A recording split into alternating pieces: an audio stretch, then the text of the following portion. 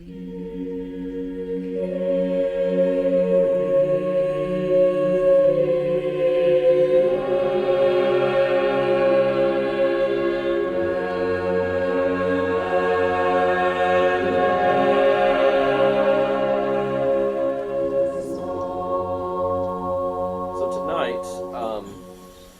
I thought would be good, I want to do a brief little recap. You could see a few bullet points on your handout, but I've got a couple of paragraphs I wanted to read.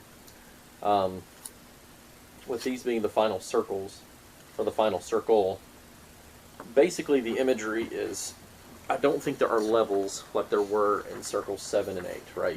If you recall, they would slowly descend through that circle. Here, now that they're in circle 9, it's basically just a giant frozen lake. And so they make their way closer to the center. So it's one big scene just over 3 cantos.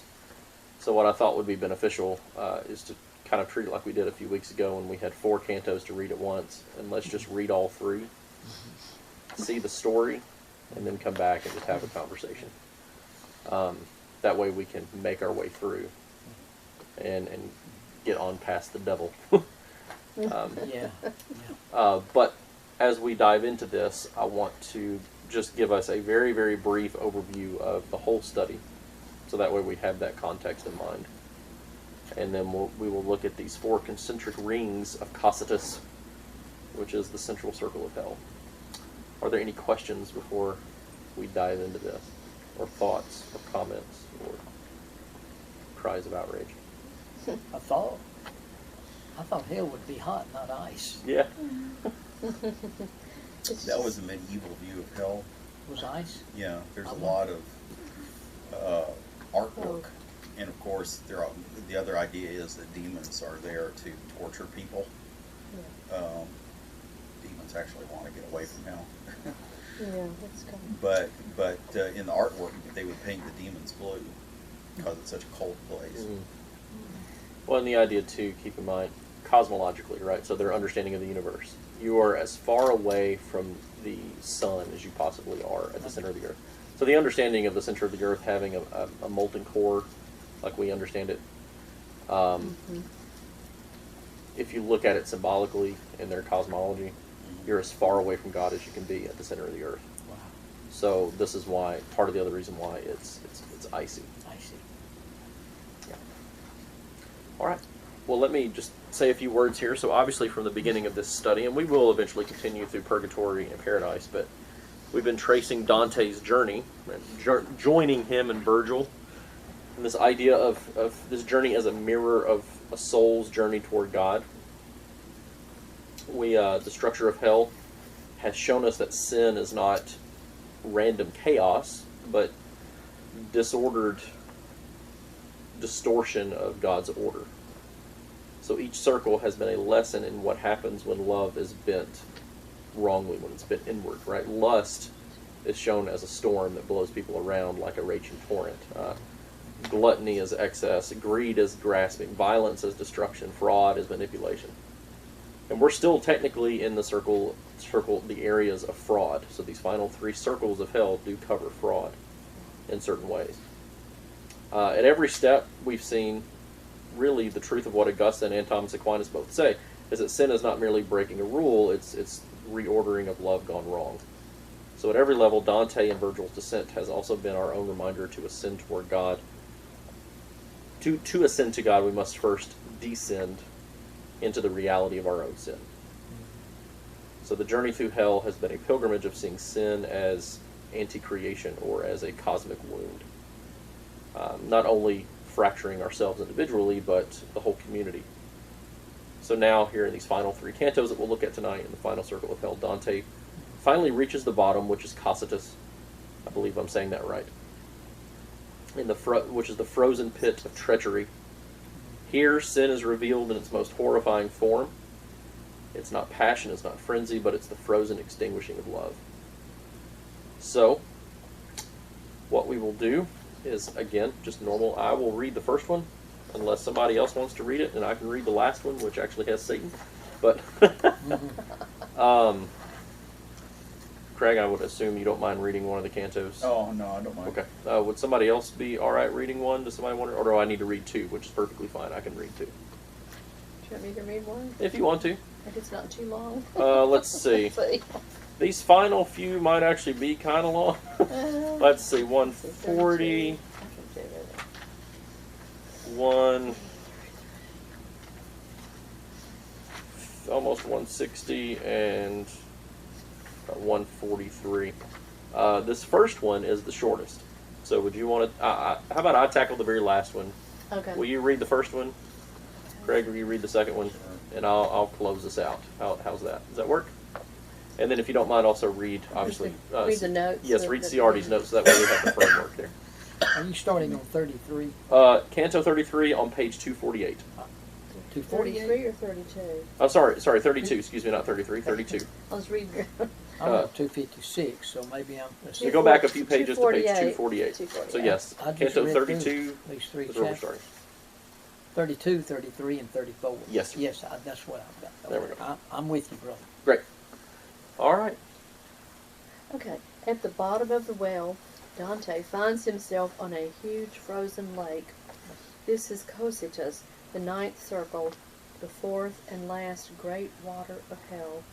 And here, fixed in the ice, each according to his guilt, are punished sinners, guilty of treachery against those to whom they were bound by special ties. Sounds kind of like Judas. Mm-hmm. The ice is divided into 4 concentric rings, marked only by the different positions of the damned within the ice. This is Dante's symbolic equivalent of the final guilt. The treacheries of these souls were denials of love, which is God, and of all human warmth. Only the remorseless, dead sinner of the ice will serve to express their natures. As they denied God's love, so are they furthest removed from the light and warmth of his Son. As they denied all human ties, so are they bound only by the unyielding ice. The first round in Cana, named for Cain, here lie those who were treacherous against blood ties. They have their necks and heads out of the ice, and are permitted to bow their heads, a double boon, since it allows them some protection from the freezing gale, and further allows their tears to fall without freezing their eyes shut. Here Dante sees Alessandro and Napoleon degli Alberti, and he speaks to Camisson, who identifies other sinners of this round. The second round is Antenora, named for Antenor, the Trojan, who was believed to have betrayed his city to the Greeks. Here lie those guilty of treachery to country. They too have their heads above the ice, but they cannot bend their necks, which are gripped by the ice. Here Dante accidentally kicks the head of Bocca degli Abati, and then proceeds to treat him with a savagery he has shown to no other soul in hell. Bocca names some of his fellow traitors, and the poets pass on to discover 2 heads frozen together in one hole. One of them is gnawing the nape of the other's neck. Sounds like hell. Anyway, Eating somebody's neck. Come on. if I had, here we go with the Canto 32. If I had rhymes as harsh and horrible as the hard fact of that final dismal hole which bears the weight of all the steeps of hell, I might more fully press the sap and substance from my conception, but since I must do without them, I begin with some reluctance.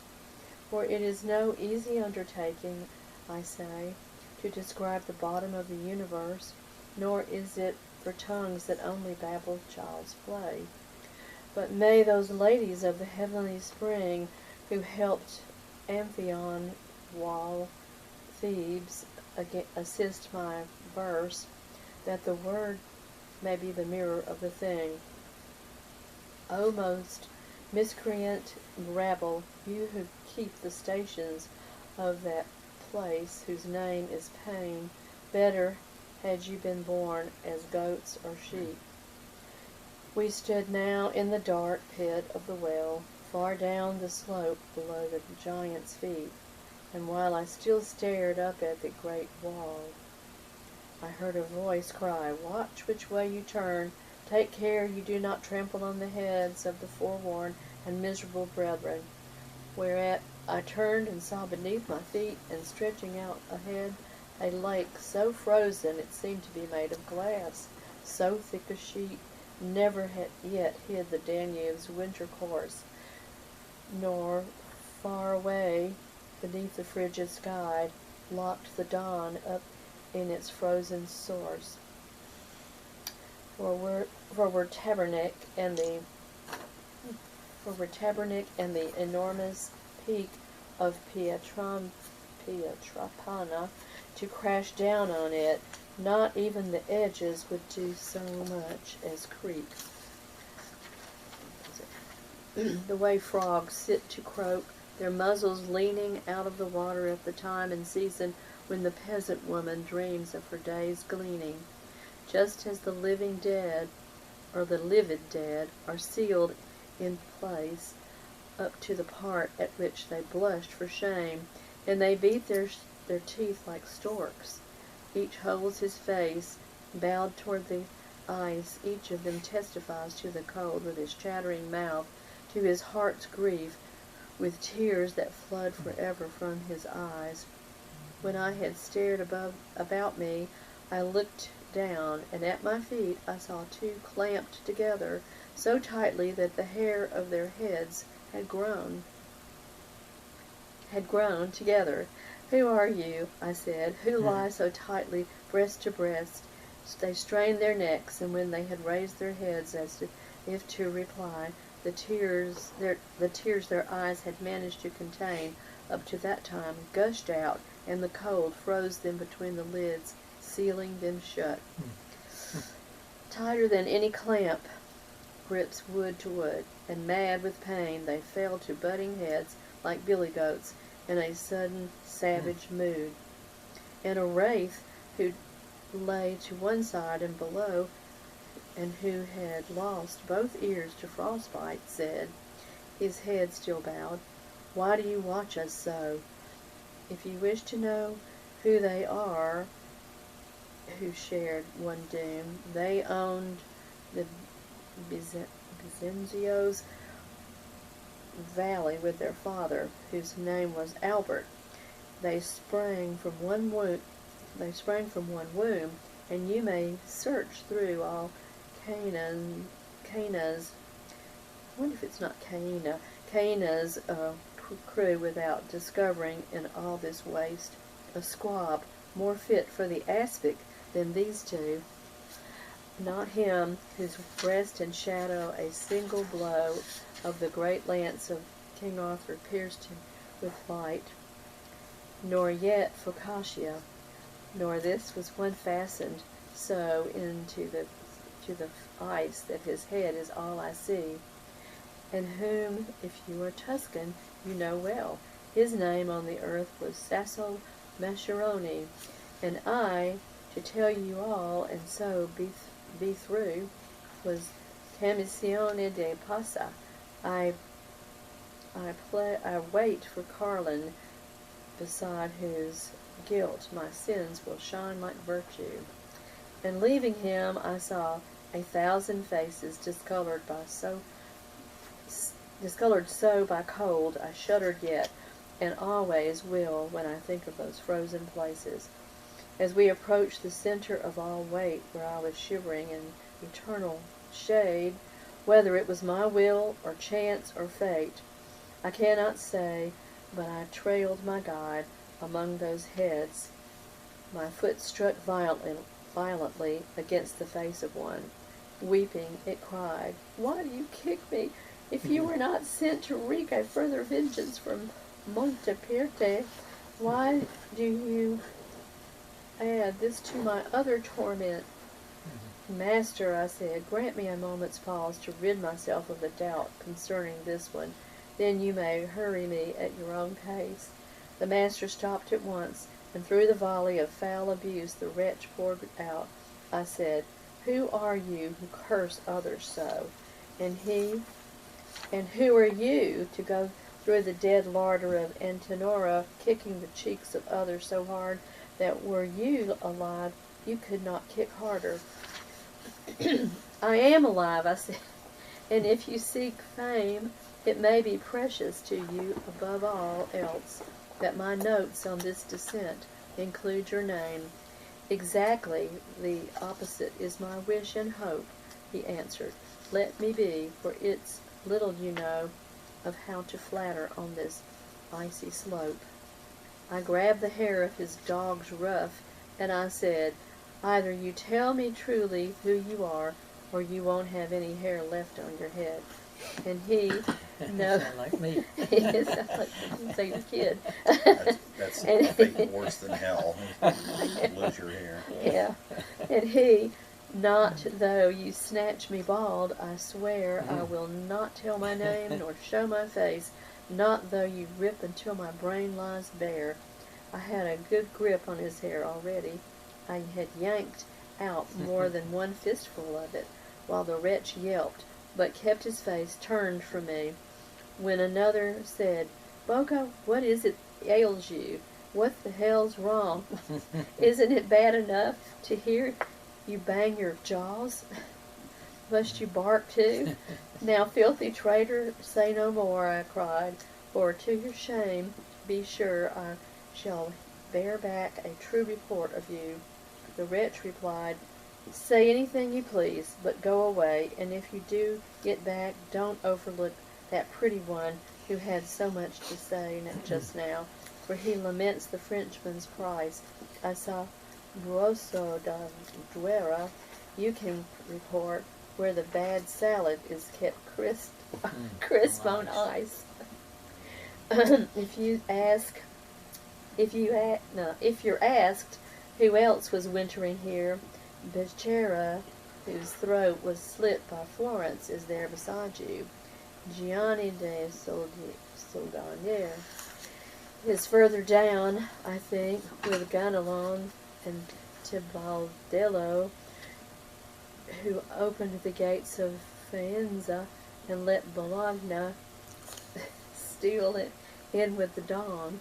Leaving him then, I saw two souls together in a single hole, and so pinched in by the ice that one head made a helmet for the other. As a famished man chews crust, so the one sinner sank his teeth into the other's nape at the base of the skull, gnawing his loathsome dinner. Titius is in his final raging hour, gnawed Menalippus' head with no more fury than this one gnawed at skull and dripping gore. You there, I said, who show so odiously your hatred for that other, tell me why on this condition, that if in what you tell me you seem to have a reasonable complaint against him you devour with such foul relish, I, knowing who you are and his soul's taint, may speak your cause to living memory, God willing, the power of speech be left to me. Woo. It's nice and visual, isn't it? Well, we pick up right exactly where that leaves off in the next canto, so if you want to, we'll just, like I said, read through them and then converse. In reply to Dante's exhortation, the sinner who is gnawing his companion's head looks up, wipes his bloody mouth on his victim's hair, and tells his harrowing story. He is Count Ugolino, and the wretch he gnaws is Archbishop Ruggieri. Both are in Antenora for treason. In life they had once plotted together, then Ruggieri betrayed his fellow plotter and caused his death by starvation along with his 4 sons. In the most pathetic and dramatic passage of the Inferno, Ugolino details how their prison was sealed and how his sons dropped dead before him one by one, weeping for food. His terrible tale serves only to renew his grief and hatred, and he has hardly finished it before he begins to gnaw Ruggieri again with renewed fury. In the immutable law of hell, the killer by starvation becomes the food of his victim. The poets leave Ugolino and enter Ptolemaea, so named for the Ptolemaeus of Maccabees, who murdered his father-in-law at a banquet. Here are punished those who were treacherous against the ties of hospitality. They lie with only half their faces above the ice, and their tears freeze in their eye sockets, sealing them with little crystal visors. Thus even the comfort of tears is denied them. Here Dante finds Friar Alberigo and Branca d'Oria, and discovers the terrible power of Ptolemaea. So great is its sin that the souls of the guilty fall to its torments even before they die, leaving their bodies still on earth, inhabited by demons. The sinner raised his mouth from his grim repast and wiped it on the hair of the bloody head, whose nape he had all but eaten away. At last he began to speak. You ask me to renew a grief so desperate that the very thought of speaking of it tears my heart in two. But if my words may be a seed that bears the fruit of infamy for him I gnaw, I shall weep, but tell my story through my tears. Who you may be and by what powers you reach into this underworld, I cannot guess, but you seem to me a Florentine by your speech. I was Count Ugolino, I must explain. This reverend grace is the Archbishop Ruggieri. Now I tell you why I gnaw his brain. That I, who trusted him, had to undergo imprisonment and death through his treachery, you will know already. What you cannot know, that is, the lingering inhumanity of the death I suffered, you shall hear in full. Then judge for yourself if he has injured me. A narrow window in that coop of stone, now called the Tower of Hunger for my sake, within which others yet must pace alone, had shown me several waning moons already between its bars, when I slept the evil sleep in which the veil of the future parted for me. This beast appeared as a master of a hunt, chasing a wolf and his whelps across the mountain that hides Lucca from Pisa. Out in front of the starved and shrewd and avid pack, he had placed Galandi and Sismondi and Lanfranchi to point his prey. The father and sons had raced a brief course only when they failed of breath and seemed to weaken. Then I thought I saw their flanks ripped open by the hound's fierce tooth. Before the dawn, the dream still in my head, I woke and heard my sons, who were there with me, cry from their troubled sleep, asking for bread. You are cruelty itself if you can keep your tears back at the thought of what foreboding stirred in my heart. And if you do not weep, at what are you used to weeping? The hour when food used to be brought drew near. They were now awake, and each was anxious from his dream's dark mood. And from the base of that horrible tower I heard the sound of hammers nailing up the gates. I stared at my sons' faces without a word. I did not weep. I had turned stone inside. They wept. What ails you, father? You look so strange. My little Anselm, the youngest of them, cried. But I did not speak a word, nor shed a tear, not all that day, nor all that endless night, till I saw another sun appear. When a tiny ray leaked into that dark prison, I saw staring back from their four faces the terror and the wasting of my own. I bit my hands in helpless grief, and they, thinking I chewed myself for hunger, rose suddenly together. I heard them say, Father, it would give us much less pain if you ate us. It was you who put upon us this sorry flesh. Now strip it off again. I calmed myself to spare them. Ah, hard earth, why did you not yawn open? All that day and the next we sat in silence. On the fourth, Gatto, the eldest, fell before me and cried, stretched at my feet upon that prison floor, Father, why don't you help me? And there he died. And just as you see me, I saw them fall one by one on the fifth day and the sixth. Then, already blind, I began to crawl from body to body, shaking them frantically. 2 days I called their names, and they were dead. Then fasting overcame my grief and me.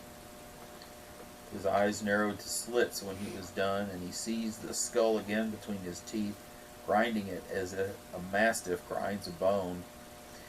Ah, Pisa, foulest blemish on the land, where C sounds sweet and clear, since those nearby you are slow to blast the ground on which you stand. Make Caprara and Gorgona drift from place and dam the flooding Arno at its mouth until it drowns the last of your foul race. For if to Ugolino falls the censure for having betrayed your castles, you, for your part, should not have put his sons to such torture. You modern thieves, those tender lives you spilt, Brigata, Uguccione, and the others I mentioned earlier, were too young for guilt. We passed on further, where the frozen mine entombs another crew in greater pain. These wraiths were not bent over, but lie supine. Their very weeping closes up their eyes, and the grief that finds no outlet for its tears turns inward to increase their agonies. For the first tears that they shed knot instantly in their eye sockets, and as they freeze, they form a crystal visor above the cavity. And despite the fact that standing in that place I had become as numb as any callus, and all sensation had faded from my face, somehow I felt a wind begin to blow, whereat I said, "Master, what stirs this wind? Is not all heat extinguished here below?" And the master said to me, "Soon you will be where your own eyes will see the source and cause, and give you their own answer to the mystery." And one of those locked in that icy maw cried out to us as we passed, "O soul so cruel that you were sent to the last post of all, relieve for me a little from the pain of this hard veil. Let my heart weep a while before the weeping frees my eyes again." And I to him, "If you would have my service, tell me your name, and then, if I do not help you, may I descend to the last rim of the ice." "I am Friar Alberigo," he answered, "therefore, the same who called for the fruits from the bad garden. Here I am given dates for figs full store." "What, are you dead already?" I said to him. "And he then, how my body stands in the world I do not know. So privileged is this rim of Ptolemais that often souls fall into it before dark Atropos has cut their thread, and that you may more willingly free my spirit of this glaze of frozen tears that shrouds my face. I will tell you this, when the soul betrays as I did, it falls from flesh, and a demon takes its place, ruling the body till its time is spent. The ruined soul rains down into this cistern. So I believe there is still evident in the world above all that is fair and mortal of this black shade, who winters here behind me. If you have only recently crossed the portal from that sweet world, you surely must have known his body. Branca d'Orio is his name, and many years have passed since he rained down." "I think you are trying to take me in," I said. "Ser Branca d'Oria is a living man. He eats, he drinks, he fills his clothes and his bed." Michel Zanchi had not yet reached the ditch of the black talons, the frozen wraith replied. "There where the sinners thicken in hot pitch, when this one left his body to a devil, as did his nephew, and second in treachery, and plumbed like lead through space to this dead level.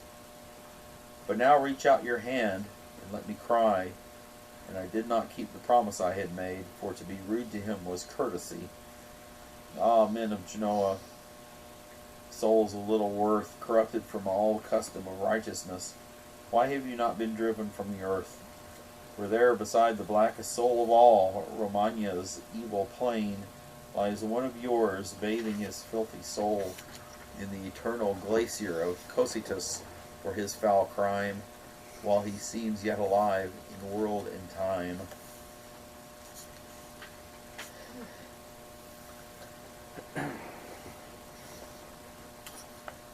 On march the banners of the king, Virgil begins as the poet's face the last depth. He is quoting a medieval hymn, and to it he adds a distortion and perversion of all that lies about him. On march the banners of the king of hell, and there before them, in an infernal parody of the Godhead, they see Satan in the distance, his great wings beating like a windmill. It is their beating that is the source of the icy wind of Cocytus, the exhalation of all evil. About him in the ice are strewn the sinners of the last round.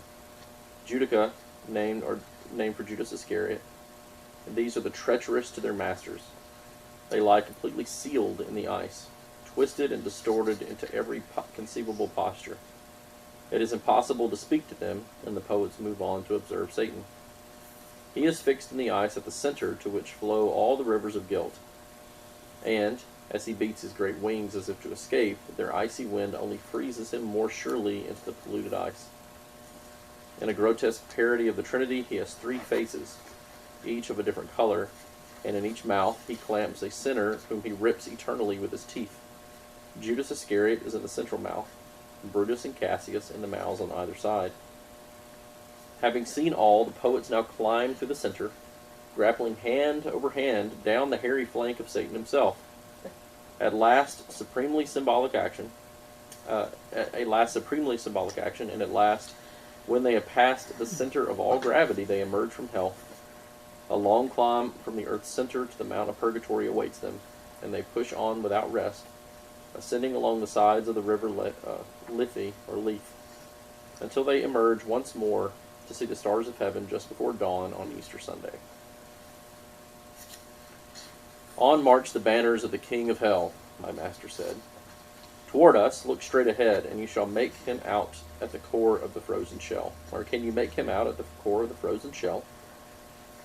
Like a whirling windmill seen afar at twilight, or when a mist has risen from the ground, just as an engine rose upon my sight.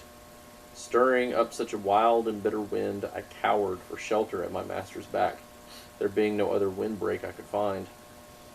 I stood now where the souls of the last class, with fear in my verses tell it, were covered wholly, and they shone below the ice like straws in glass.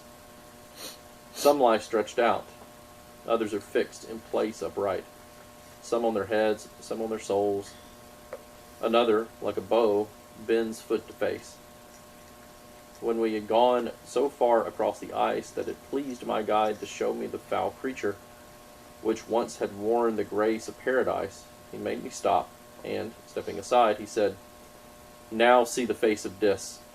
This is the place where you must arm your soul against all dread. Do not ask, reader, how my blood ran cold, and my voice choked up with fear. I cannot write it. This is a terror that cannot be told. I did not die, and yet I lost life's breath. Imagine for yourself what I became, deprived at once of both my life and death.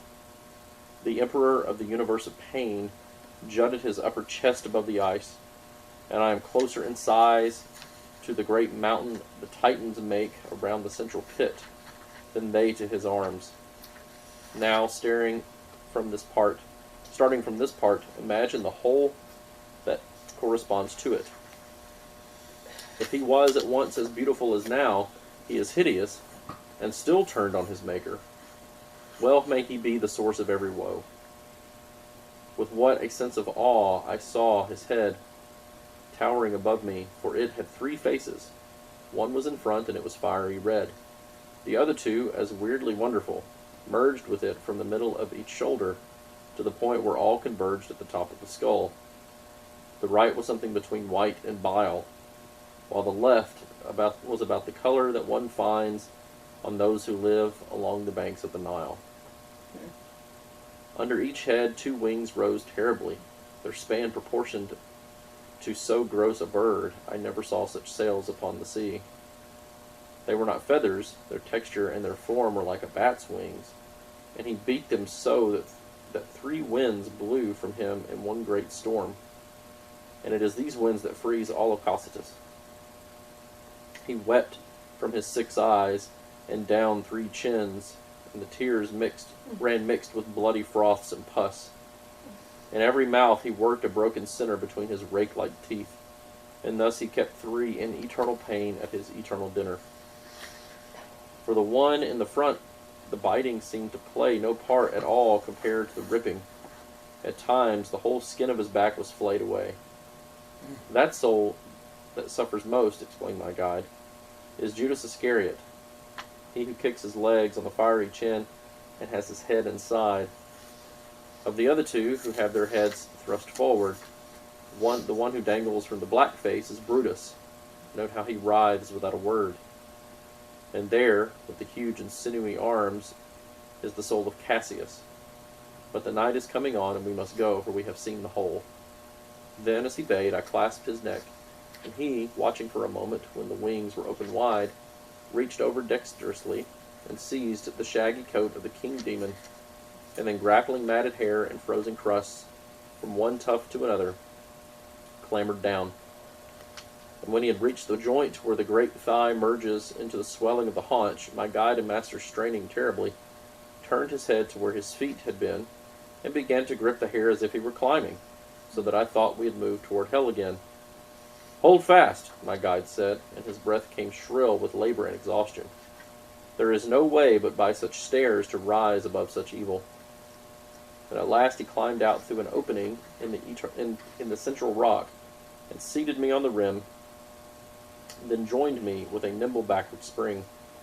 I looked up, thinking to see Lucifer, as I had left him, and I saw instead his legs projecting high into the air. Now let all those whose dull minds are still vexed by failure to understand what point it was I had passed through judge if I was perplexed. "Get up, on your feet," my master said. "The sun already mounts to middle tierce, and a long road and hard climbing lie ahead." It was no hall of state we had found there, but a natural animal pit hollowed from rock, with a broken floor and a close and sunless air. "Before I tear myself from the abyss," I said when I had risen, "Oh, my master, explain to me my error in all this. Where is the ice? And Lucifer, how has he been turned from top to bottom? How can the sun have gone from night to day so suddenly?" And he said to me, "You imagine that you were still on the other side of the center where I grasped the shaggy flank of the great worm of evil, which bores through the world. You were while I climbed down, but when I turned myself about, you passed the point to which all gravities are drawn. You were under the other hemisphere where you stand. The sky above us is the half opposed to that which canopies the great dry land. Under the midpoint of that other sky, the man who was born sinless and who lived beyond all blemish came to suffer and die. You have your feet upon a little sphere which forms the other face of the Judica. There it is evening when it is morning here. And this gross fiend, an image of all evil, who made a stairway for us in all his hide, is pinched and prisoned in the ice pack still. On this side he plunged down from heaven's height, and the land that spread here once hid in the sea, and fled north to our hemisphere for fright. And it may be that moved by the same fear, that one peak that still rises on this side fled upward, leaving this great cavern here. Down there, beginning at the further bound of Beelzebub's dim tomb, there is a space not known by sight but only by the sound of a little stream descending through the hollow. It is eroded from the massive stone in its endlessly entwining lazy flow. My guide and I crossed over and began to mount that little known and lightless road to ascend into the shining world again. He first, I second. Without a thought of rest, we climbed the dark until we reached the point where a round opening brought in sight the blessed and beauteous shining of the heavenly cars, and we walked out once more beneath the stars. That concludes the Inferno. Journey. All right. So what are the heavenly cars? Any ideas?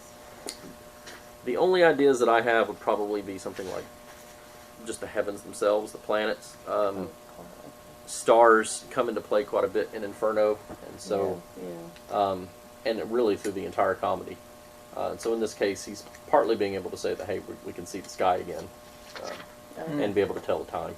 Yeah. That's the most plain forward reading of it. Yeah. But the other is we can see the heavens again. So, yeah. All right. Well, what stood out to you in these? What do y'all want to talk about? Before we just fully close it out? I'm just gonna make a few notes. I'm not gonna give you a whole lot, or I don't have a whole lot to really share. I have a lot of notes, but I don't really want to. I don't know if it'd be worth sharing them all. So, you guys talk. Go for it, Craig. I have a mundane comment. Yeah. From the canto that I read, Yes. it appears that they understood that heat creates wind. Where are you at? I don't know. Okay. It was just But, I mean, in he's his hit mirror. by a breeze, and he's wondering, Yeah. in this icy place, why is there wind? Because there's no heat to create it. Yeah. Yeah. So, it's pretty advanced Yeah. science. Well, for and I his think, age. of course, he learns obviously the source of it's Satan himself. But Yeah. I remember when you read that. I don't remember the line though. Yeah, no, I don't either.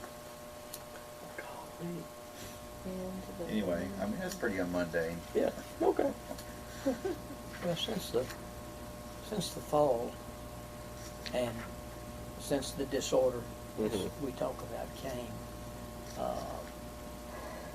thinking about things in Scripture that says He is the prince of the power of the air. We know that Yeah. Jesus says Satan is the god of this world.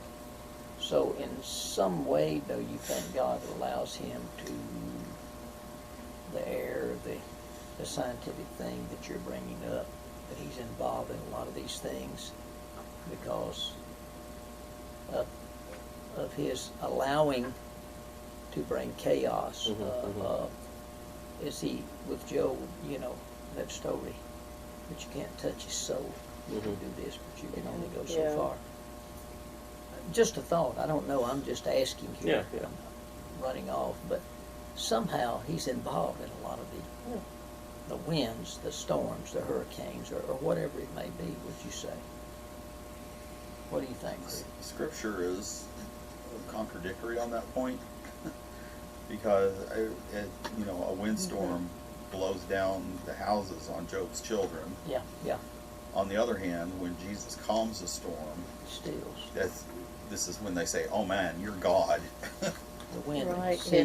obey So, his voice. Yeah. Now, of course, one is miraculously creating peace, while the other one is miraculously creating destruction. So, anyway, Interesting. it's not a settled matter. Yeah, and of course David says a lot in the Psalms that Yahweh is the Lord of the storm. Yeah, and he is, ultimately. I would think, to answer your question, this is just speculation, I guess, without doing a whole lot of deep study on it. Obviously, what we can learn from Scripture is that Satan obviously has a lot of influence on the outcome of things, right? Probably not him directly with each and every one of us. We usually talk about being tempted, and we're being tempted by the devil himself. I think Connor has a really good point on this. There's a reason we pray in the Lord's Prayer, deliver us from the evil one, right? We're probably more influenced by other principalities that are under somehow, I don't want to say his authority, but his influence or his taking Leadership. I'm sorry. Under his leadership. Yes. Because there's very few people in Scripture that Satan himself actually goes after, right? He goes after Peter, he goes after Judas, obviously. He goes after Christ. Yeah. Job. So, my short answer to your question is, yeah. Well, Why not? yeah. I mean, we know that these principalities have been given some form of authority. Yeah. Right. But Principalities. how do I? Excuse And me. there is a The type other- of hierarchy in the Uh, kingdom of the dark. Mm-hmm. But Job was. How do I say this? The Bible says, "Humble yourselves to God, resist the devil, and he will flee." Mm-hmm. is one verse. There's many Right, verses. oh, yeah. All right. Then Jesus in the New Testament says, you know, hey, behold, I've given you power to tread on serpents and scorpions and over all the power of the enemy. Nothing shall be hurt you. It's like God is using the church in the world, right? And individually, yes, we've been talking about spiritual warfare. So God allows things, He's sovereign, but it's somehow making us stand to take a stand. Is we're, you know, be good soldiers of the cross or whatever. Yeah. I'm just, it's a scales that's tilted up and down, but then God is ultimately in control of the scales, right? Would you Right. say it that way? Yeah, yeah. Yeah. Well, you know, I explained it to somebody one time in relation to spiritual warfare, and Craig, you can correct me on this if you think I'm wrong, since, you know, you literally wrote the book on spiritual warfare. Yeah, he wrote the book. Let me tell you something before you go on. Okay. I submitted that book for an ebook on this distributor that I use. They turned me down because there was like a million other books On spiritual That's warfare. on that Warfare? subject, and probably with the same title. Probably, yeah. So there's a million people who've written the book on it. Yes. Well, you know, because this person I was having a conversation with was having a hard time understanding, like, where there was any kind of hope, right, in relation to spiritual warfare. Yeah. And I said, I think the thing you have to kind of maybe keep in mind is that the war itself is already won. The war is Yeah. done. Yes, Right. yes. Good The point. outcome has already Good been point. decided. Good point. The thing that we're dealing with now, so actually I'm finishing up my first part of my U.S. history class Yeah. curriculum. Yeah. You know, the Civil War ended with the signing of the peace treaty at the courthouse at Appomattox, right? But people continued to fight. Right? It's a similar aspect. There's this great story, and I know I've used it as a sermon illustration even here, of a Japanese soldier that was still fighting like 20 years after World War II. Like, they had to bring his general out of retirement Oh, wow. To tell him the war was Wow. over. tell him the war was over, right? He was still like sneaking into towns and stealing stuff and killing people and everything else because he just wouldn't believe it, right? Yeah. Wouldn't so- quit fighting. I'm sorry. He wouldn't quit He fighting. wouldn't quit fighting. Yeah. So, in the great cosmic battle of spiritual warfare, the war itself has been won, but we still have to fight battles and skirmishes. Right? And I kind of It's likened battles to kind of what we do as the church, and then skirmishes of those one-on-one things, right? Satan's like a sniper. Yeah. He just Yeah. figures he can still pick off a few people. Yeah. Yeah. And although we're commanded to do certain things, but how do I get this balance? But the truth of it is, the battle is the Lord's. Mm-hmm. But yet I want you to be strong and of good courage. I want you to hold up the arms of Moses. I want you to pray. I want you to... But the battle is the Lord's. Yeah. Right. Yeah. It's acknowledging Him, His greatness, His omnipotence and all. But somehow we're co-laborers with God. So we're His children. We're just, warriors. Well, there's a reason why so much of Jesus' teaching is on the realities of the kingdom of heaven. The kingdom of God is when we become believers in Christ, we start to take part in that recapitulation of the kingdom of heaven over the kingdom of principalities and of the earth, right? So we're part of that on earth as it is in heaven. Right. There, just as we have embraced Christ crucified before the foundation of the world, still God required a physical demonstration of that in a certain time and place. So we're still bound to that time and place aspect, even though spiritually the recapitulation is a done deal. But it pleases God to work these things out with physical demonstrations over the course of time. What does the word say it again? Recapitulation. Recapitulation. What does that really mean in detail as far as That definition? That means Christ reclaiming His creation. Okay. Yeah. So He is now the head. Cap means head. He has recapped Himself as he Lord. is. He is Lord of all. He is once again put himself as the cap over all creation. Yeah. Okay. No longer, no Recap. longer the suffering servant, but now Yeah. he's Reigning the king. Yeah. The reigning king. Think of it as the opposite of decapitation, right? No. Instead of having your head cut off, you're Yeah. victorious. The head has head now is- been properly placed where it's supposed to be. Wow. Yeah. It's good stuff. What else? This is obviously good stuff. Like, I mean, this is just part of what Dante is hopefully going to help us with, is having these types of spiritual conversations. So, Satan seems to be enjoying himself in hell. a little bit. Well, he knows his time Or is he's not short. really there. No. His point is, I'm going to ride along and just observe what really is going on in hell if people go there right Mhm. now. And I'm going to relay it to you what I'm Yeah, seeing and is- again, part of the purpose of this journey for Dante, whatever, I mean, with what was going on in his life in the real world, right, with his bitterness because of being exiled from Florence and yeah. losing his family and losing his city, you know, losing basically his identity, Yeah. is, okay, you need to understand sin rightly. You need to understand the cosmos rightly. So part of this journey is to, again, was intentionally to put him on the right path. Right? Yes. So he has descended. We have descended with him. Now we can Yeah. ascend.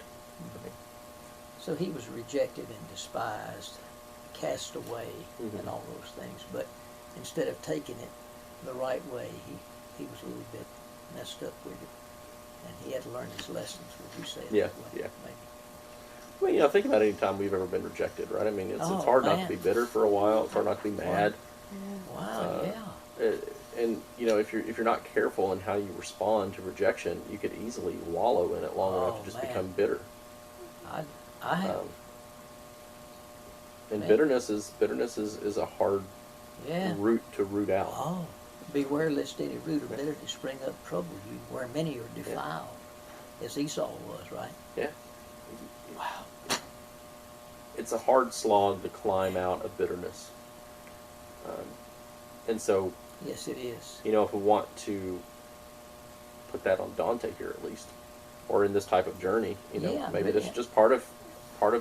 climbing out of it, right? You've got to go, you've got to descend all the way down into it and wallow in it to climb down the hairy haunch of the devil Yeah, yeah. in Yeah, order to that- climb out of that it. It can affect was you creepy. very Yeah. badly. Yeah, it can affect you Yeah. very badly.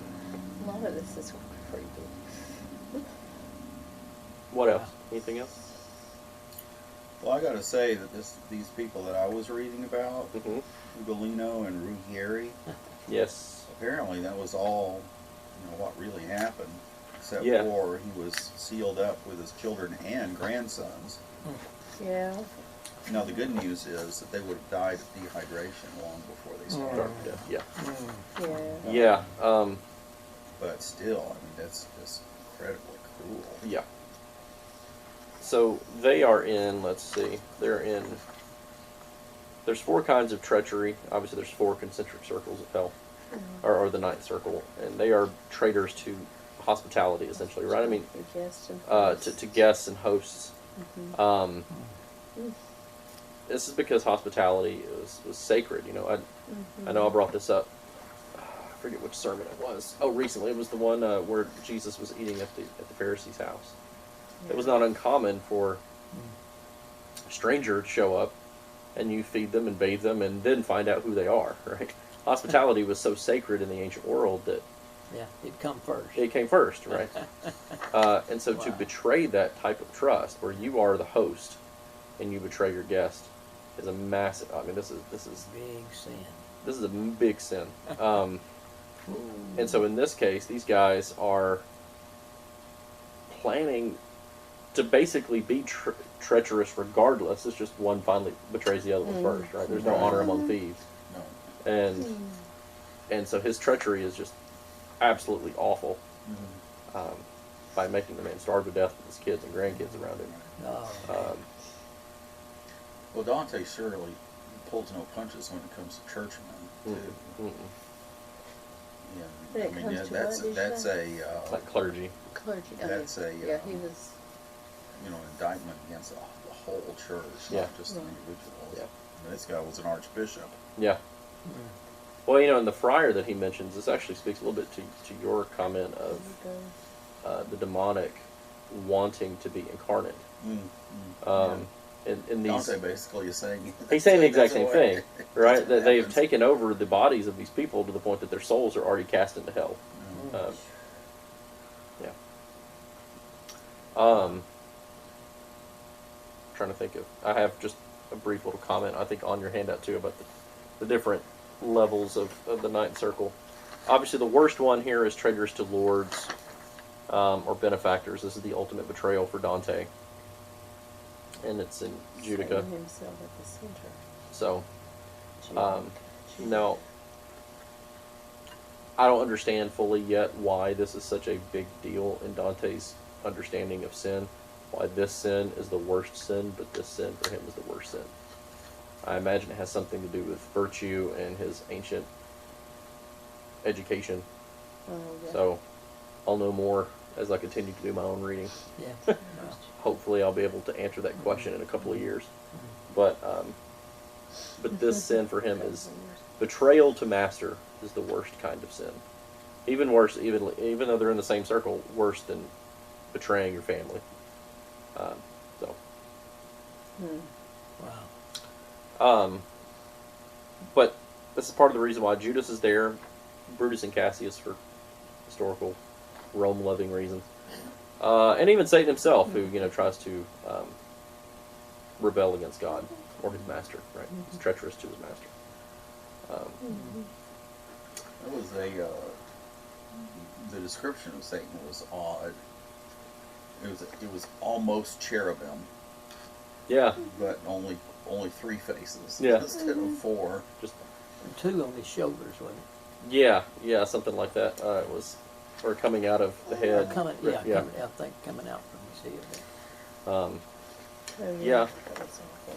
But you almost wonder if it wasn't slightly intentional in relation to his fall. It distorts the beauty of what was Yeah. his angelic state. Well, in the description of his wings, Bat-like and not they're feathers. not the beautiful, wings, feathered wings They were black. that the and looked cherubim like a bat. are usually portrayed with. Yeah.